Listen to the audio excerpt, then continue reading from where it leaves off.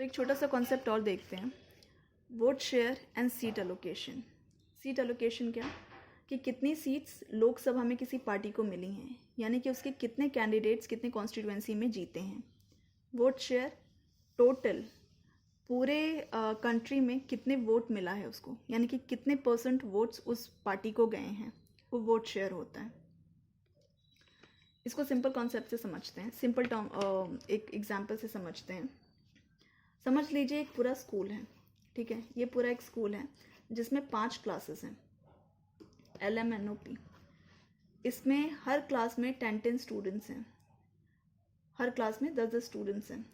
अब इन सबको हर क्लास में एक रिप्रेजेंटेटिव चूज़ करना है इलेक्शन के थ्रू, डायरेक्ट इलेक्शन के थ्रू हर क्लास में इनको अपना रिप्रेजेंटेटिव चूज़ करना है। अब बच्चों ने अपनी पार्टीज़ बनाई, ए ने एक पार्टी बनाई, एक पार्टी ए बनी, एक पार्टी बी बनी, एक पार्टी सी बनी। उसमें कुछ बच्चों ने कहा कि हम अपने अपने जो कैंडिडेट्स हैं वो हर क्लास में उतारेंगे इलेक्शंस के लिए, ठीक है। एल का देखते हैं, क्लास एल में 10 स्टूडेंट्स थे, हर पार्टी से एक एक बच्चा पार्टिसिपेट किया इलेक्शन के लिए कि हम इसमें विनर होंगे, ठीक है, हम इसके रिप्रेजेंटेटिव बनेंगे। एल में ए को मिला 5 वोट, बी को मिला 2 वोट और सी को मिला 3 वोट।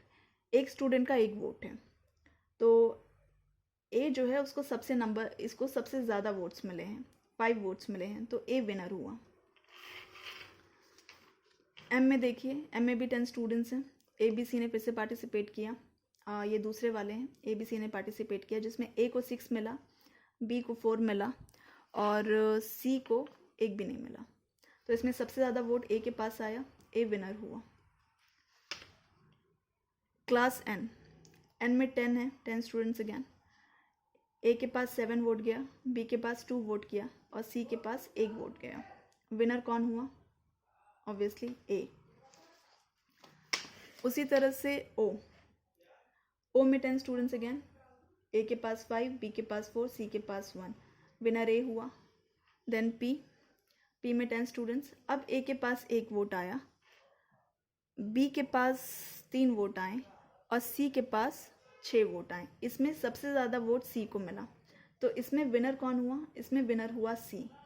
अब ये जो विनर हैं इनका सीट में कन्वर्ट हो गया है, यानी कि ये जो विनर्स हैं इसको सीट की तरह देखिए।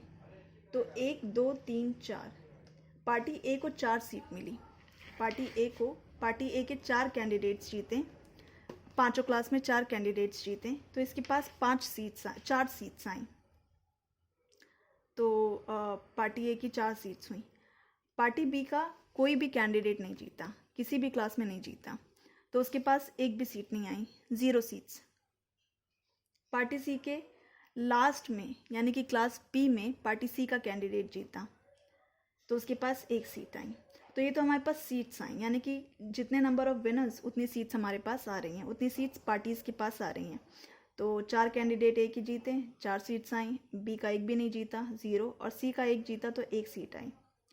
अब हम वोट शेयर देखते हैं। वोट शेयर मतलब क्या, कि कुल यानी कि पांचों क्लास में कितने लोगों ने या कितने बच्चों ने ए को वोट दिया, कितने बच्चों ने बी को वोट दिया और कितने बच्चों ने सी को वोट दिया। तो जब हम ए का वोट काउंट करते हैं तो आता है कितना, 5 6 7 + 5 1, टोटल 24 वोट्स मिले हैं ए को। पांचों क्लास में टोटल 24 वोट्स ए को मिले हैं, बी को 15 वोट्स मिले हैं और सी को टोटल 11 वोट्स मिले हैं। तो और ये परसेंटेज में हम देखेंगे तो ए को 48% लोगों ने वोट दिया है, 48% बच्चों ने, बी को 30% बच्चों ने और सी को 22% बच्चों ने वोट दिया है। अब यहाँ पे आप देखिए कि पार्टी सीट एलोकेशन में और वोट शेयर में कोई भी रिलेशन नहीं है, यानी कि वोट शेयर इफेक्ट नहीं करता है सीट एलोकेशन को। यहाँ पे इसके पास बी के पास 15 वोट थे बट स्टिल इसके पास एक भी सीट नहीं है, जबकि सी के पास सिर्फ 11 वोट्स हैं और इसके पास 1 सीट आई है। तो ये दिखा रहा है कि मतलब वोट शेयर जो है वो वेस्ट है, वोट शेयर का कोई भी इफ़ेक्ट नहीं पड़ता है। इम्पॉर्टेंट है सीट लाना, यानी कि जितने भी कॉन्स्टिट्यूएंसी हैं, अगर हम इलेक्शन के टर्म में देखें तो जितनी भी कॉन्स्टिट्यूएंसी हैं 543 हैं इंडिया के केस में, तो जितनी भी कॉन्स्टिट्यूएंसी हैं उसमें जितने नंबर ऑफ कैंडिडेट्स जीतेंगे उतने ही आपको सीट्स मिलेंगे। वोट से उसका कोई लेना देना नहीं है कि सबसे ज़्यादा वोट्स हमें मिले हैं इस पार्टी को, सबसे ज़्यादा उस पार्टी को वोट्स मिले हैं, वो सीट्स में कन्वर्ट नहीं हो पाते हैं वो वोट्स। तो आज हमने first pass the post system देखा, उसका क्रिटिसिज्म देखा एंड देन कुछ एक दो टर्म समझी। I hope it helps you. Thank you.